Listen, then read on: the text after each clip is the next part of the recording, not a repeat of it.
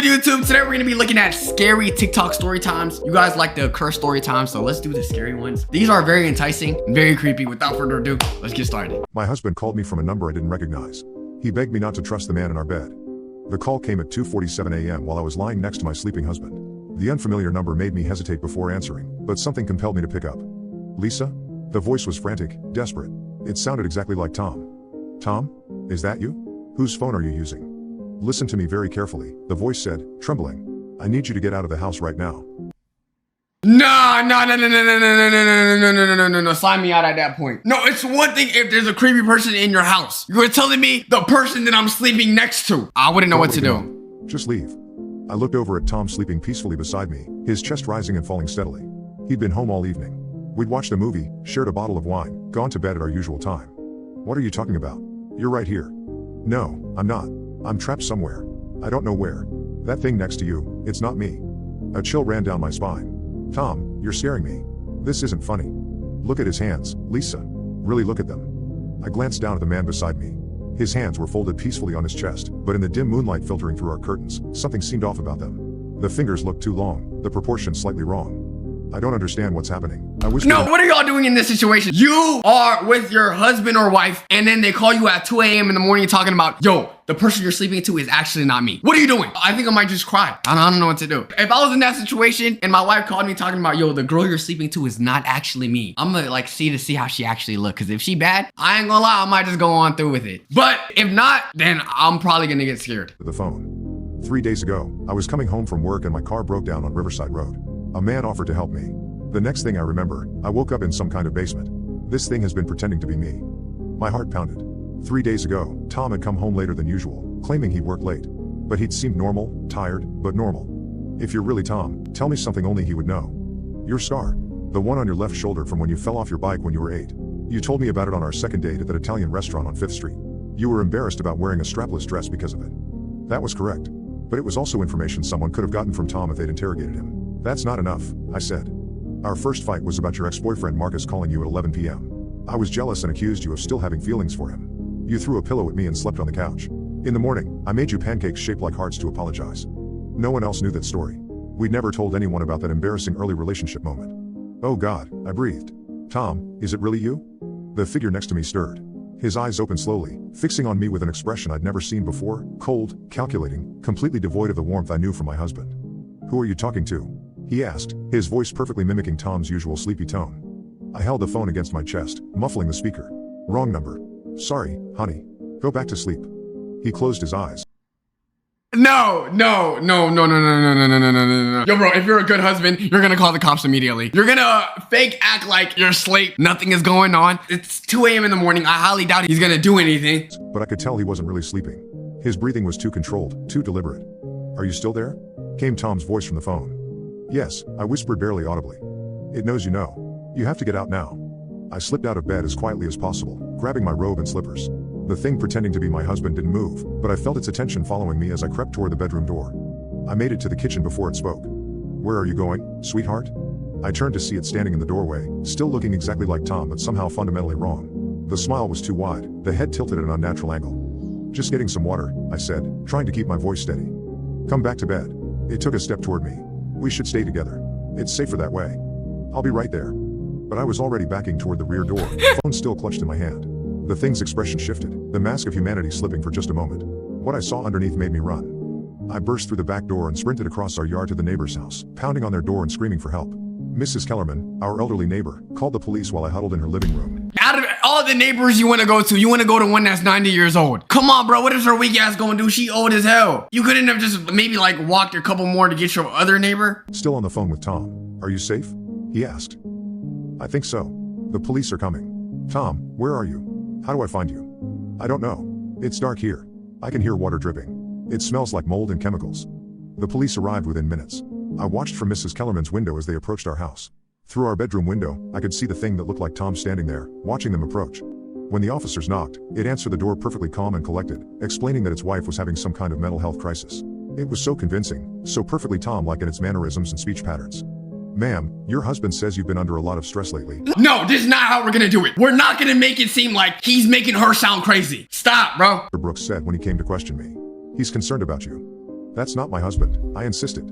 My real husband called me from this number. I showed him my phone. They traced the call. It came from a prepaid phone purchased with cash 3 days ago at a convenience store downtown. The security footage showed a man who looked exactly like Tom buying it. Mrs. Valdez, is it possible your husband bought this phone for some reason? Maybe he's playing an elaborate prank? I wanted to scream. The thing in my house had everyone fooled. But Tom was still on the line, and over the next hour, he was able to provide details about our shared life that convinced the police something was wrong. Details about our financial accounts, family members, and personal history that seemed impossible for anyone else to know. More importantly, he described sounds he could hear from his location, a train whistle every 20 minutes, the hum of industrial machinery, and that distinctive smell of the old textile factory that had been abandoned since the 1980s. The police found him in the basement of the old Morrison manufacturing plant on the east side of town. He was dehydrated, weak, but alive. He'd been held captive for 3 days while something studied him, learned to replicate him perfectly. When they brought him home, so it's a I good could ending. Tell the difference. It's This a was good my ending. Tom, the way he held his shoulders, the little scar above his left eyebrow, the genuine warmth in his eyes when he looked at me. Where's the other one? I asked the police. Gone. When we went back to your house with the real Tom, there was no one there. No signs of forced entry, no evidence anyone else had been inside. We never found out what the thing was or where it came from. The police investigation went nowhere. Officially, it was classified as an unknown identity theft case. Wow. But Tom and I know the truth. Wow. Something had been studying him, learning to be him, planning to replace him permanently. If not for that phone call, I might never have known the difference. We moved to a different state within a month. Wow. Changed our names, our jobs, our entire lives. Because we both understand that there might be others out there, things that can perfectly mimic human beings. And sometimes, late at night, we wonder, how many of our friends and neighbors are really who they are? Like, really think about it. He had to kidnap someone, take him to a rural ass area where nobody could find him, go and actually try to get to know his girl so he could sleep with her? I don't know if you love the girl that much, but that's kind of sad. W ending though. The only comfort we have is our secret code. Questions only we can answer, details only we share. We test each other regularly now, just to be sure. Because if it happened once, it can happen again. And next time, we might not be so lucky. I shouldn't have stayed overnight in that mall. I'm not going to tell you my name. If you recognize the way I talk from my old videos, keep it to yourself. I don't want any more messages. I don't want any more theories. I just need to get this out, and then I'm done with social media. Back in 2017, I was a YouTuber. Not a huge one, but I pulled in good numbers, hundreds of thousands of views, sometimes millions. If you were watching overnight challenges, urban exploration, or anything that involved sneaking into abandoned places, you might have seen my videos. J Station? What YouTuber y'all think this is? It gotta be J Station, bro. It was all fake. That's what I want you to believe. That's what I need you to believe. I was always careful. I planned every video like a heist. Research, entry points, escape routes. But in May of 2017, I got cocky. I wanted something bigger. Something that would go viral. 24 hours in an abandoned mall, it sounded perfect. I found the Cove Plaza shopping mall. Closed in 2013, mostly intact. No official security, just a few cameras that didn't work. I brought my gear, a flashlight, night vision camera, some food, and a battery pack. I was ready. At least I thought I was. I got in through a service door. The inside was exactly what I wanted. Dust-covered tile floors, shattered skylights, and dead silence. I started filming immediately, playing up the creep factor. And then I saw them. Mannequins. Not just a few hundreds. Stores that had been picked clean still had them. Naked, broken, posed in unnatural ways. Nothing is creepier than a broken mannequin. Look, I don't find mannequins creepy. If anything, if I see a thick mannequin, I'm gonna appreciate its build. But please stop giving human features to mannequins. Like, it's one thing to make their face completely, bald. But when you start giving mannequins like eyes, nose, mouth, ears, that's when it's weird. Don't do that. Some with missing limbs, others vandalized. A few were arranged in groups, like they were mid-conversation. I joked about it on camera. Something about how this was the real mannequin challenge. I even moved a few, positioning them in weirder poses for later shots. I shouldn't have touched them. By 2 a.m., I was settled in the food court. The air smelled stale, like old grease and mold. I was filming a menu which was still lit up when I heard footsteps. Not the echo of my own, someone else's. I killed my light. Silence. Then, a faint plastic scrape. I turned my camera toward the sound, slowly raising the brightness. The mannequins had moved. Not a lot, just a few inches. Yo, what malls even allow you to stay 24 hours? This is an abandoned mall, right? It has to be an abandoned one. But I knew where they'd been before. I checked the footage. One near the escalator had its arms at its sides and 3 hours ago. Now, one hand was reaching forward. I laughed. I was nervous, but I convinced myself it was nothing. Maybe I bumped it earlier. Maybe my memory was bad. I went back to filming. At 3:15 a.m., my camera shut off. The battery was charged. It shouldn't have died. Okay, good. Now take your ass home. Your battery died. You can't film any footage. It is 3:15 in the morning. Those are literally peak nightmare hours, bro. Get your ass home. That's all you have to do, and it's gonna be a good session. I grabbed my phone and turned on the flashlight. The mannequins were closer. The one by the escalator was now on the first step. I don't remember getting up. I don't remember running. 1 second I was sitting, and the next I was at the other end of the food court, panting like I just sprinted a mile. I wasn't alone anymore. Something moved in my peripheral vision. A head turned. Plastic slammed the ground. I bolted. I didn't look back. I didn't stop filming. Imagine getting your ass beat by a mannequin. Wait, do mannequins have hands? I was outside, gasping for breath. My camera was still dead, but my phone getting recorded and getting dropped by a mannequin has to be one of the most embarrassing things. had the footage. I never uploaded it. When I checked the files the next day, they were corrupted. Every single one. The only thing that remained was a still frame from the food court, a blurry shot of me, sitting on the floor. And something behind me. A mannequin. No head. No arms. Just standing there. I never went back. I stopped making videos. My channel died. Maybe that was for the best. I don't care if you believe me. Just don't go looking for Cove Plaza. They don't like being watched. I don't think I have a Cove Plaza in my city, so we good. All right, next up. I'm a cop in Charlotte. We got a call about a baby crying in the woods. Hell no, I'm too scared. No. Let's calm down now. It is a little late. I don't think I can handle a story like that. I'm a cop in Charlotte. We got a call about a baby crying in the woods. What? I'm so deadass. If I'm a cop dispatcher and they're telling me, yo bro, there's a baby in the woods that needs help. It is nighttime, or even it could be daytime. If we don't have 50 cops going with me, that baby could stay in the woods. I don't care. We found wasn't human. This happened a couple nights ago and I gotta write it down. Thinking it and saying it sound too crazy. I've been a cop long enough to know the worst calls always start the same way. Can you check out a noise complaint? Sounds like a baby crying. That came over dispatch just after 2 a.m. I'm a dad, so of course I'm gonna go make sure everything's okay. Area was west, redacted, just past, redacted old woods near a defunct substation Duke Energy fenced off years ago. I knew the area. Dense, overgrown, not the kind of place you walk a stroller. It is where a lot of people camp if they don't have homes, so my brain made the call that some poor mama was out there with her baby. I was wrong. Caller didn't leave a name. Just said the sound came from deep in the trees. No, I'm okay. All you're talking about is a baby crying and you're not gonna identify her name? You're not even gonna get arrested for that. Some drunk guy on his boat probably out trying to catch some blue cats, heard spooky sounds in the woods. Been there, done that, got the t-shirt. I went alone. Protocol said I should wait for backup, but I didn't think much of it. Probably a fox. They make noises that'll raise the hairs on your neck. That or someone dumped a cat in the brush. Or at worst it's a damn bobcat. Reason I know this is I've had my run-ins with them in the lake, redacted, side of, redacted, quite a few times. They are mean as hell but trick you by sounding like a baby. I parked on the shoulder and walked about 15 minutes into the woods. Just soft earth and low branches clawing at my vest. The deeper I went, the colder it got. The kind of cold that doesn't belong in, redacted, in April, but it's there anyway because the weather can't make up its damn mind. Then I heard it. Wah. Soft. Weak. Definitely a baby. A newborn? That's what I thought. It sounded like my baby girl. Like the day she came home from the hospital. I froze. It was coming from ahead, somewhere beyond the next ridge. But it wasn't right. The cry looped. Same pitch. Same rhythm. Almost mechanical. Like it had been recorded. I unholstered my flashlight and moved slow. That's why. See, that's the problem with this dumbass officer. Why would you go by yourself? No, I'm okay, bro. Yo, shout out to that baby. Hopefully someone gonna save you. It's not gonna be me though. Saw the eyes. Dozens of them. Reflecting back in the dark. They stepped out together, silent, coordinated. A herd of white deer. Albino. Every single one, bright as bone, antlers like coral. Eyes red. There had to be 20 of them, just standing in the trees. Blocking my path. They didn't run. Didn't twitch. Just stared. Their bodies looked off. Like they were stitched together wrong. Too tall. Joints too low. One of them had legs that bent the wrong way entirely. And in the center of them stood one without antlers. Smaller. Female, maybe. She opened legs that bent the other way. That's creepy. Her mouth in a way I had never seen a deer open its mouth. And from her mouth came the baby's cry. Wah. Wah. Wait. Am I getting this wrong? Is the baby in the reindeer's mouth? Or is it like a baby reindeer that's crying? What's going on? I know I couldn't see my reaction, but I know that all color from my body left me at once. I felt hot. I should have run. I didn't. What came next was odd to say the least. I lost about an hour of consciousness. When I came to, I was still standing among the deer in the trees. The crying had never stopped. I had a sharp pain in my jaw and I could taste warm, thick blood running down the back of my throat. But there was also a smell. I started shaking and gagging, and I swear it looked as if a few of them were smiling. I raised my light, and they turned, all of them, at once. Walked back into the wood, vanishing between the trees. And the crying stopped. Just like that. I stayed there another 30 seconds before my legs started working again. I also might have pissed myself.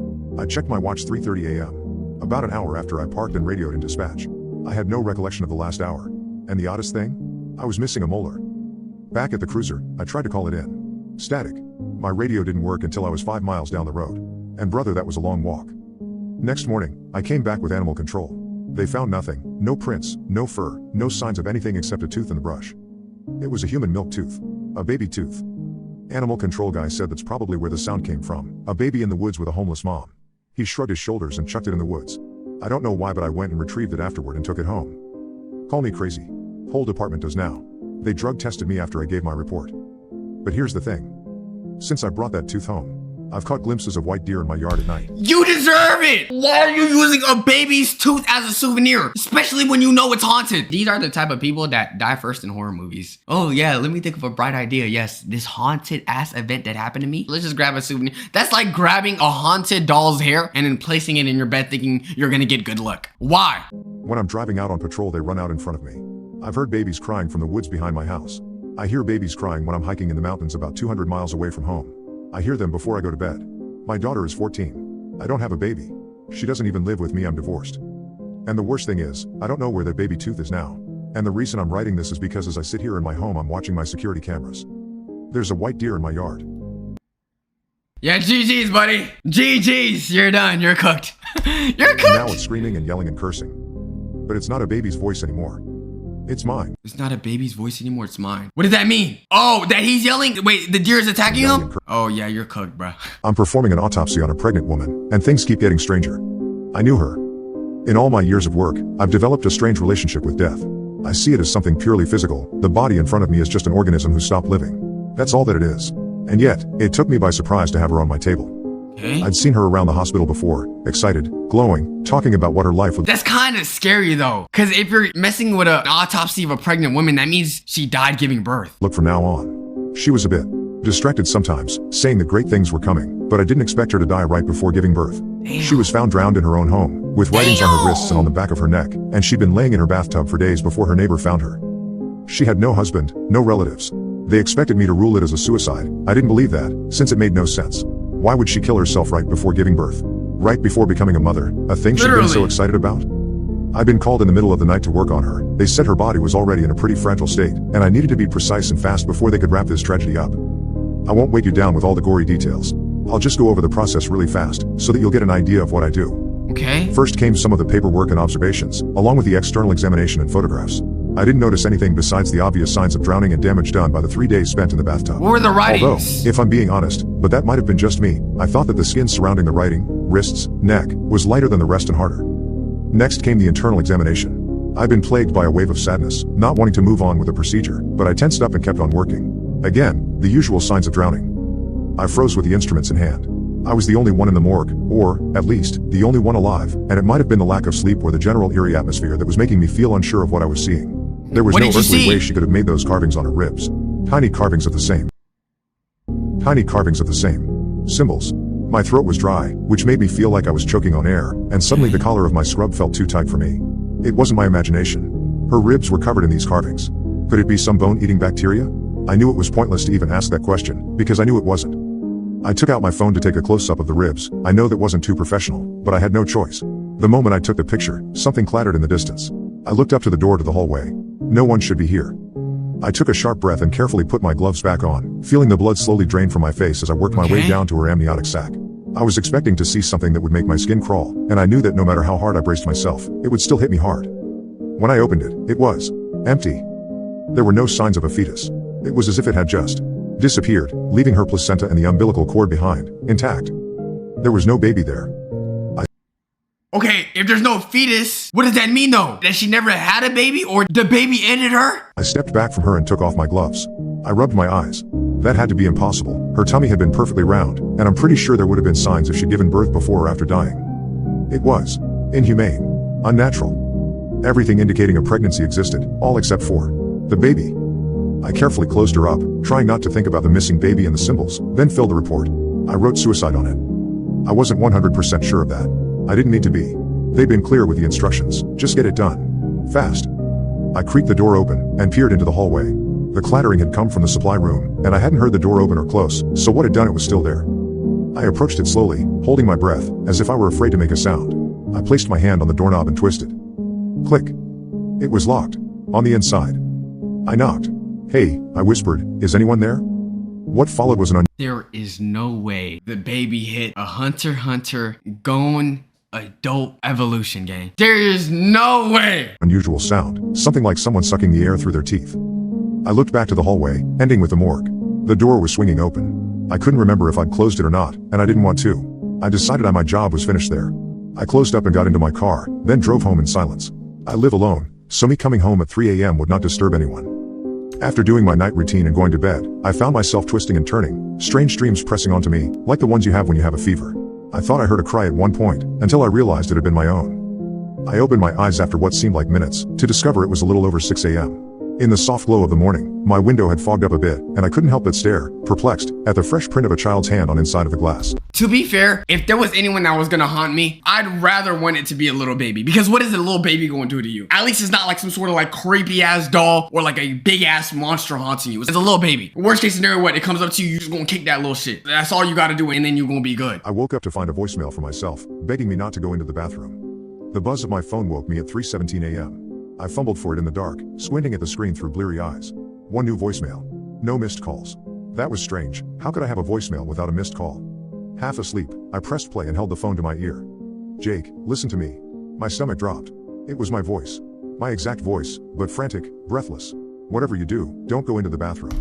Yo, he's better than me. Yo, do y'all be checking voicemails? I don't. And number two, am I the only one? As a kid, I had a crazy fear of just going to the bathroom, especially at night. I don't know why. I think it's because I was consumed with horror movies as a kid. You're not supposed to show children horror movies, bro. You think my family cares about parental guidances? I used to be so irrationally scared of going inside bathrooms, especially during the dark. I was just assuming that someone would pop up in the bathroom. And plus, this was what? When Bloody Mary was trending, I hated that, bro. It doesn't matter what you hear or what you think you need to do. Just stay in bed until morning. Please. Trust me. I've made this mistake before. The message ended abruptly. I sat up, fully awake now, heart pounding against my ribs. I checked the number again. It was listed as my own. The timestamp showed the call had come in at 3:16 a.m., just moments ago. But my phone hadn't rung, and I certainly hadn't called myself. I got out of bed carefully, as if sudden movements might trigger something. My apartment was silent except for the hum of the refrigerator and the... Honestly, what do y'all do in this situation? You have a voicemail that says, do not use the bathroom. I think I just move out. I will say it kind of sucks nowadays because let's say you get haunted in this economy. Bro, a lot of us are broke. It's not like we could just easily just go outside and get us a new house, a new apartment. I honestly understand why a lot of people just thug it out until like the monster gets super creepy. Occasional car passing on the street below. Everything seemed normal, but that voice, my voice, had sounded so desperate, so genuinely terrified. As if responding to my thoughts, a soft thud came from the direction of my bathroom. Then another, like something being dropped on the tile floor. My rational mind offered explanations, the building settling, a neighbor's movements, the pipes making noise. But the warning in the voicemail echoed in my head. Don't go into the bathroom. Another thud, louder this time, followed by what sounded like water running. I stood frozen in the middle of my bedroom, afraid to move toward the sound but equally afraid to ignore it. What if there was a leak? What if a pipe had burst and water was flooding my apartment? If you have a voicemail that is yourself saying, do not go to the bathroom, bro, don't go to the bathroom. And if you go to the bathroom, just call a plumber. Worst case scenario, something happens to the plumber. At least it's not you. Let the plumber let you know if the bathroom is cool or not, and then you gonna go from there. Or just use the neighbor's bathroom for now, or I don't know. Just get a porta potty, gang. I checked my phone again, half expecting another message, some clarification. Nothing. Just that single, impossible voicemail. As I stood there deliberating, the bathroom light switched on. I could see the glow under the door from where I stood in the hallway. I definitely hadn't left that light on when I went to bed. Hello? I called out, my voice cracking. Is someone there? No response, but the water sound. I will say in horror movies though, if you hear noise that you obviously know shouldn't be there and you want to discover what's going on, you're an idiot. You're literally an idiot. You're supposed to go away. Not the sink or the shower. It was more like the toilet running, that constant flow after a flush. I thought about calling the police, but what would I say? Oh, hell no, bro. I'm sorry. If there's a haunted spirit running my water bill because they keep flushing the toilet, I'm gonna be mad. Look, it's one thing if you want to haunt my house. But again, if you running up that bill, I'm getting haunted in real life and in my pockets? Hell no, bro. That's when I'm gonna actually go through the bathroom. Voicemail for myself warning me about my bathroom? That I was afraid of a running toilet? This is ridiculous, I muttered, trying to summon courage through annoyance. It's my bathroom in my apartment. I took a step toward the bathroom door. The light flickered briefly. My phone buzzed again in my hand, another voicemail. Same number. Mine. With trembling fingers, I pressed play. I told you to stay away. My voice again, but different this time, hoarse, as if I'd been screaming. You never listen. You think you're being rational, but you're walking into the same trap. Again and again and again. It's in there waiting for you, and if you open that door, you'll be right back where I am. Where we all are. A pause, then softer. If you can still hear this. Is there like a secret dimension black hole that is causing you to be in a phone universe? What you mean? You gonna be where I am. Nobody wants to be where you are, gang. Turn around. Walk out your front door. Don't take anything. Don't pack. Just leave. It can't follow you outside. Not right away. You still have time. The message cut off with what sounded like a sob. Cold sweat trickled down my spine. I backed away from the bathroom door, toward my apartment entrance. Whatever prank or technical glitch was happening, I didn't care anymore. Something felt deeply, fundamentally wrong, and every instinct told me to run. I had nearly reached the front door when my phone rang. Actually rang this time, vibrating in my hand. My own number displayed on the screen. I shouldn't have answered, but terror and confusion overrode my judgment. Hello? I whispered. You're still there. My voice, tired now, resigned. I can feel you. We're connected, all of us. Every version of you that's ever made this mistake. Who is this? I demanded. And the mistake being made is actually trying to take a shit. That's the mistake y'all are making. Using the bathroom, being a regular human. How is that a mistake, bro? Like, come on, let's use another terminology. Maybe you get haunted. I knew the answer wouldn't make sense. I'm you. The you from 20 minutes in your future. The you who didn't listen to the warnings and open the bathroom door. A bitter laugh. And now I'm trying to warn the next me, just like the me before warned me, and the me before that. It never works. We always open the door. My eyes darted back toward the bathroom. The light was still on, but the water sound had stopped. What's in there? I asked. Time. No, real talk. What do y'all think is in the bathroom? Like, I'm trying to have like good predictions as to what the plot twist is gonna be. Like, is it gonna be like a reflection of themselves? Is it gonna be a secret, deeper meaning? Voice replied. Folded back on itself. A loop we can't escape. I don't know how it started or why it's in our bathroom. But once you open that door, you'll see yourself standing there. And then you'll become me, making this call, and another you will wake up to a voicemail. That's impossible, I said, but my— So it's just gonna be another person and they're gonna be able to live my life. Oh, I'm trusting them. Oh, 100%. You ain't gotta tell me that again. Action was fading. I know exactly what you're thinking right now, the voice continued. You're wondering if you're having a psychotic break. You're wondering if someone is playing an elaborate prank. You're telling yourself there must be a rational explanation. That was exactly what I was thinking. Look at your bathroom door, my voice instructed. I turned, and my blood froze. Water was seeping out from underneath the door, spreading across the hallway floor in a dark puddle. It's not water, my voice said softly. Don't touch it. The liquid continued to spread, faster now, racing toward my feet. Run, my voice urged. You still have a chance. I didn't need to be told again. I yanked open my front door and bolted out into the hallway, not even bothering to close it behind me. I ran down 3 flights of stairs and out into the cool night air, gasping. I stood on the sidewalk, staring up at my apartment window. Okay, but what is the water gonna do? Are you gonna just like disappear? Why are we so allergic to water? Water is good. Light flickered, then went out. My phone buzzed in my hand. Another voicemail. I didn't listen to it. Instead, I walked to the all-night diner down the street and ordered coffee. I've been here for hours now, watching the sun come up, wondering what happens next. Wondering if it's safe to go home. My phone has been silent since I left. But there's something puzzling me now, something I can't quite figure out. If I'm sitting here safely in this diner, who left me that first warning? Who was the me that called? Unless this isn't the escape I think it is. Unless I'm still caught in the loop, just a different part of it. I checked the time, 3:16 a.m. But that can't be right. I've been sitting here for hours. I've watched the sun rise. Except the windows of the diner are dark. The clock on the wall says 3:16 a.m. My phone rings. My number. I already know what I'm going to say.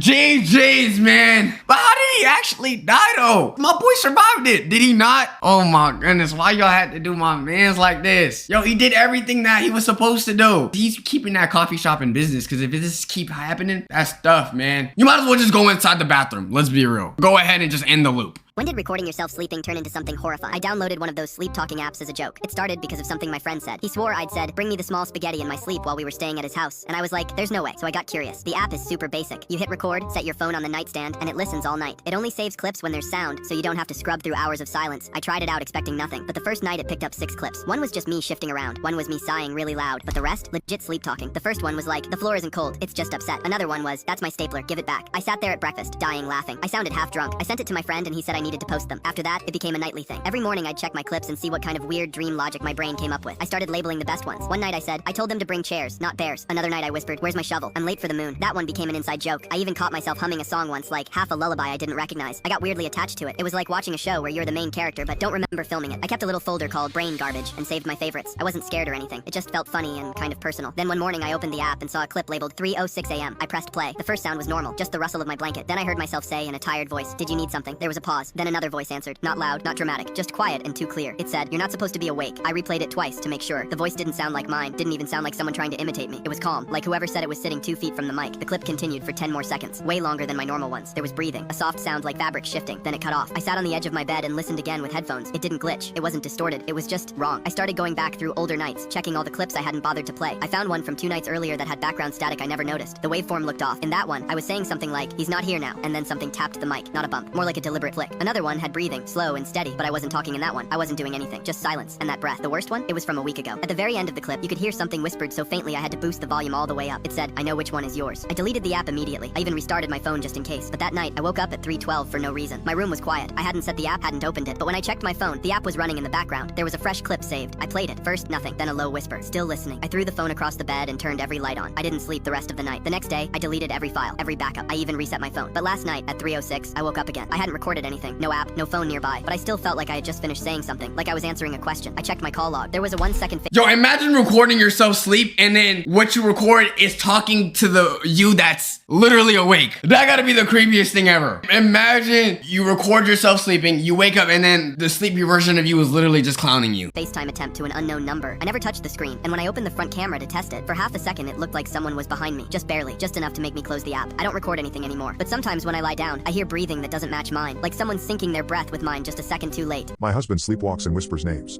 Last night, he said mine twice. Michael has been sleepwalking for as long as I've known him. When we were dating, he warned me about it, told me how he'd once walked out his front door and down the street in college, and how his roommate had found him standing in the kitchen, having a conversation with no one. It runs in my family, he explained. My dad did it. His mom did it. Just don't try to wake me if it happens. Guide me back to bed if you can. I thought it was endearing, honestly. Do y'all know a sleepwalker? No, if my partner is a sleepwalker, that would call for serious grounds of like, yo, I don't think this is gonna work. Let me find out the girl I love is walking, literally breakdancing in the middle of the hallway where I'm using the bathroom. No. Quirky thing about the man I loved.